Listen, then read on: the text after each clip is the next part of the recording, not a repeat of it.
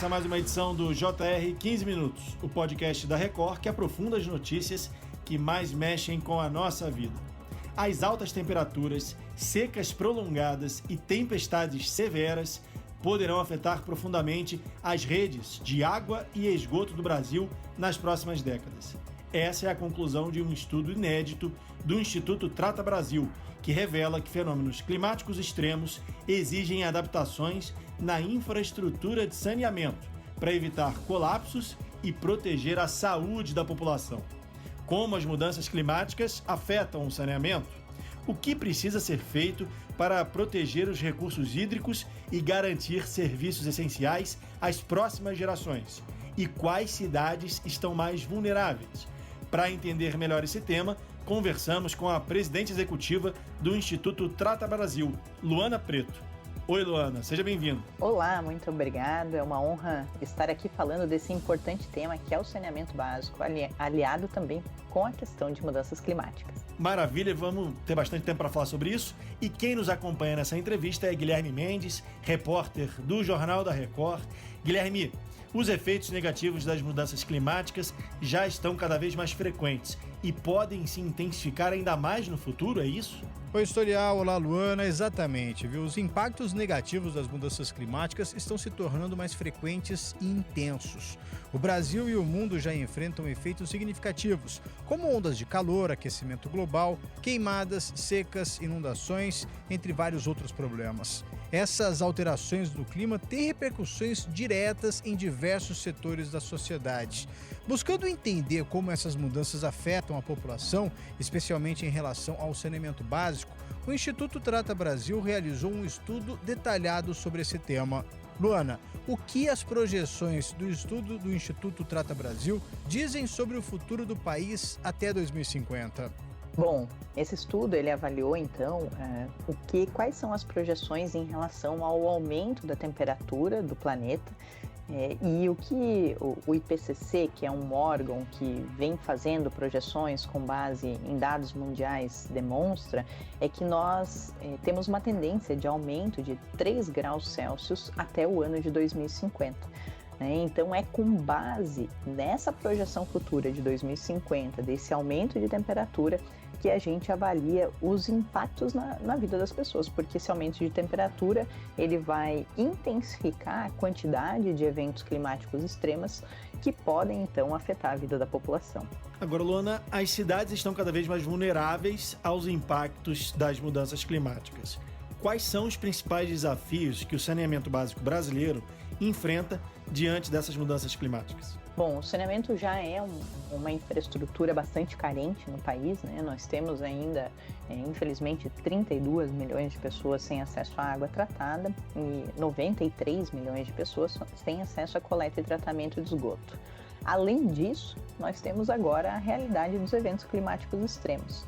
Então, o que esse estudo que o Instituto Trata Brasil desenvolveu avaliou foram as ameaças climáticas referentes a tempestades, tanto tempestades máximas de um dia quanto de 5 dias seguidos. Avaliamos também as ondas de calor e avaliamos também as secas meteorológicas. Então, como que essas ameaças, elas impactam a vida das pessoas que já têm uma infraestrutura deficiente do ponto de vista de saneamento básico, né? Foi isso que a gente tentou entender. E aí, quando a gente avalia, por exemplo, a questão das tempestades, a gente vê que quando a gente olha para as chuvas, grandes chuvas de um dia, por exemplo, a gente tem rompimentos de adutoras, né? Então, isso faz com que haja interrupção do fornecimento de água para a população. A gente tem uma grande quantidade de sedimentos nos rios que muitas vezes estão poluídos ou que não tem uma área de preservação permanente ao redor deles. Isso dificulta a eficiência no tratamento de água e faz com que durante essas catástrofes a água que está sendo fornecida muitas vezes não atinja todos os padrões de potabilidade exigidos, né, pelo Ministério da Saúde. Quando a gente olha ainda a tempestade sobre uma ótica da coleta e do tratamento de esgoto, quando não tem coleta e tratamento de esgoto e essas chuvas, essas grandes chuvas acontecem, a gente tem o esgoto bruto se misturando com a drenagem, as inundações e as pessoas em contato com esses patógenos, né? E a gente tem leptospirose, esquistossomose, a própria diarreia que acaba afetando a população. A gente tem o carreamento desse esgoto bruto para os mananciais, para os rios e mares, e as pessoas novamente vão ter contato, né, com esse esgoto bruto nos rios e mares. Quando a gente olha sob a ótica das ondas de calor, a gente tem uma demanda cada vez maior das pessoas pela água, e quanto maior a temperatura, mais a gente precisa de água, e a gente tem, por outro lado, estações de tratamento de água operando no limite, né, não tendo uma capacidade de tratar mais água para abastecer essa demanda extra que a população precisa. A gente tem o afloramento nos reservatórios de fungos, de outros micro-organismos por conta do aumento da temperatura. Quando a gente olha sob a ótica da seca, né, então a gente precisa pensar na busca de água em diferentes fontes, em fontes alternativas, muitas vezes em poços, quando o rio diminui a vazão ou quando aquele rio seca. A gente precisa pensar em diferentes alternativas para o fornecimento de água nessas secas, né, e para tudo isso, então, a gente precisa ter planejamento. Luana, como eventos extremos, como secas prolongadas e enchentes, afetam diretamente o fornecimento de água e o tratamento de esgoto no país, não é mesmo? Bom, quando a gente olha para a questão das enchentes, né, então a gente tem a questão do bombeamento, que muitas vezes não funciona quando há os alagamentos, né, a gente tem a turbidez da água do rio, que acaba ficando muito alta, a gente tem a contaminação das pessoas e a dificuldade do tratamento de água, né? Então, às vezes uma estação de tratamento de água ela foi projetada para tratar um tipo de água que vem do rio, e quando a gente tem as enchentes, todos esses sedimentos se misturam e é muito mais difícil tratar essa água. E aí tem um ponto que eu acho que é importante a gente destacar, é que geralmente nesses eventos climáticos extremos é a população vulnerável que é a população mais afetada, sabe? Então, quando a gente pensa, por exemplo, numa tempestade, é nessa tempestade onde a gente tem, muitas vezes, o deslizamento de terra nas áreas dos morros, onde a gente tem a população que vive aí numa área mais de várzea, tendo a sua casa inundada por conta dessas cheias vindo das tempestades. E aí a criança, por exemplo, vai estar brincando lá na rua, vai viver aquela enchente, não tem coleta e tratamento de esgoto, vai ter contato com o esgoto bruto, vai ter leptospirose, vai ter diarreia, essa criança vai deixar de ir para aula, né, porque ficou doente, vai ter o seu rendimento na escola prejudicada. Então, assim, é muito importante a gente entender que a gente está falando de um impacto direto, né? A gente está acostumado a abrir a torneira da nossa casa e ter água lá, e ter água de qualidade, muitas vezes podendo beber essa água da torneira.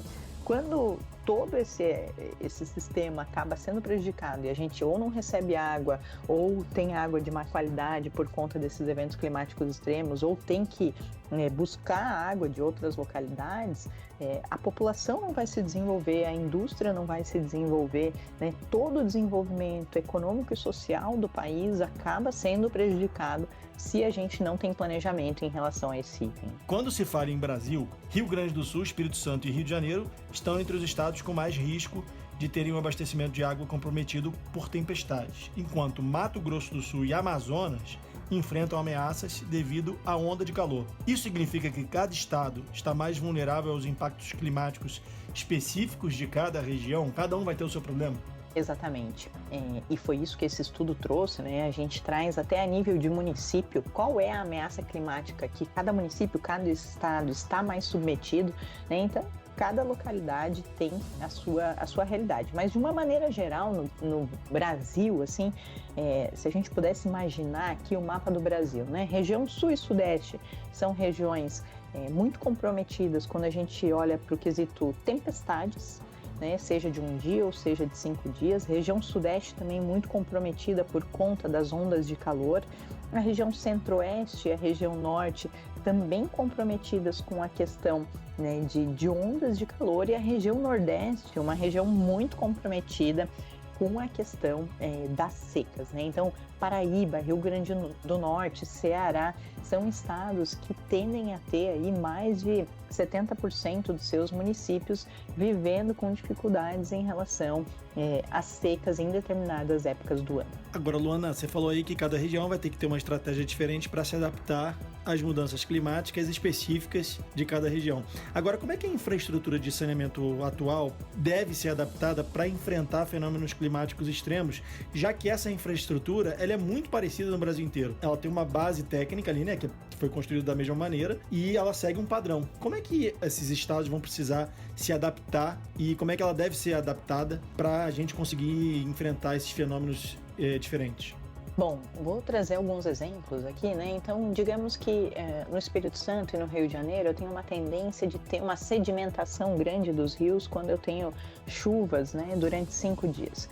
Isso significa que a água vai ficar mais turva e que eu preciso prever métodos de tratamento mais eficientes nas estações de tratamento de água para que nessas situações extremas a gente consiga atingir os parâmetros necessários de fornecimento de água para a população.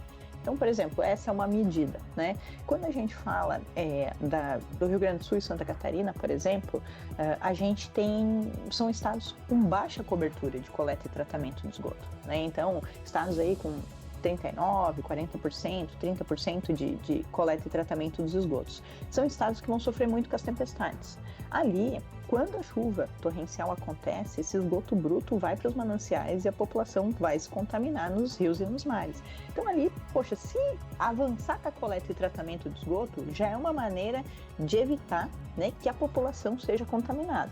Se a gente for pensar as chuvas torrenciais sob a ótica da água, né, então ter estruturas mais robustas nas adutoras que transportam essa água tratada para a população, para que não haja nenhum desmoronamento de terra, avaliar os pontos críticos para reforçar essa estrutura no fornecimento de água. No caso das secas prolongadas, né, é reduzir perdas também, né? Então hoje o Brasil ele perde 37% de todo o volume de água que é produzido, né, nas estações ou ainda nos poços. Então imagina, de toda a água que a gente produz, a gente perde 37,8%. Se a gente reduzir essas perdas, a gente já fica menos vulnerável, a gente não depende tanto de captação de água, né? Então é tornar essas estruturas mais eficientes para que a gente não dependa tanto, né, digamos, da natureza, que a gente seja mais eficiente nesse processo de saneamento básico, seja de abastecimento de água, seja de coleta e tratamento de esgoto. Luana, quais políticas públicas e investimentos são indispensáveis para preparar o setor de saneamento básico diante das mudanças climáticas? E como o estudo do Instituto Trata Brasil pode ajudar os gestores a identificar prioridades e direcionar melhor os recursos? A gente tem um marco legal de saneamento básico que foi aprovado em 2020, né? Então, a gente precisa universalizar o acesso ao saneamento. A gente até 2033 precisa que 99% da população tenha acesso à água e 90% tenha acesso à coleta e tratamento dos esgotos. Mas, além disso, a gente precisa saber que a gente tem que fornecer água, a gente tem que coletar e tratar esgoto, mesmo quando a gente estiver vulnerável a alguma ameaça climática.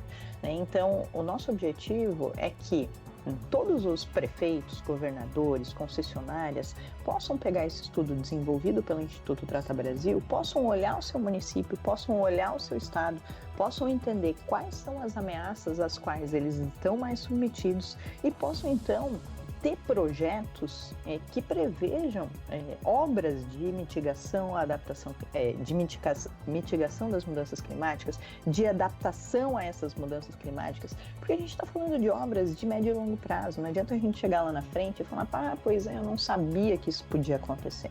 Não, a gente já está vendo que isso está acontecendo e a gente está vendo que a frequência desses eventos extremos está cada vez mais constante.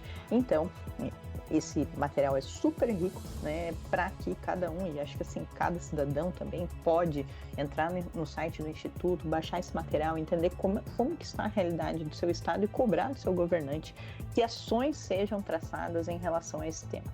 O que a gente não pode é chegar lá na frente e dizer, eu não sabia, né? Acho que os dados estão aqui e a gente precisa ter um planejamento estratégico com ações concretas em cima de cada uma dessas ameaças. Chegamos ao fim dessa edição do 15 Minutos. Eu quero agradecer a participação da Luana Preto, presidente executiva do Instituto Trata Brasil. Luana, muito obrigado pela sua entrevista. Eu que agradeço, é sempre uma honra estar aqui conversando com vocês e que possamos também com esse podcast trazer mais informação e conscientizar muita gente a respeito desse importante tema. Obrigadão. A gente que agradece, e eu agradeço também a presença do repórter do Jornal da Record, Guilherme Mendes. Leandro Stoliar, eu que agradeço mais uma vez o convite. Esse podcast contou com a produção de David Bezerra e dos estagiários Fernando Russo, Isabela Santos e Yasmin Logrado. Sonoplastia de Diego Marcondes. Coordenação de conteúdo, Edivaldo Nunes e Deni Almeida. Direção editorial, Tiago Contreira. Vice-presidente de jornalismo, Antônio Guerreiro. Você pode acompanhar o JR 15 Minutos no portal r7.com, nas redes sociais do Jornal da Record e nas principais plataformas de streaming. Eu te aguardo no próximo episódio. Até lá!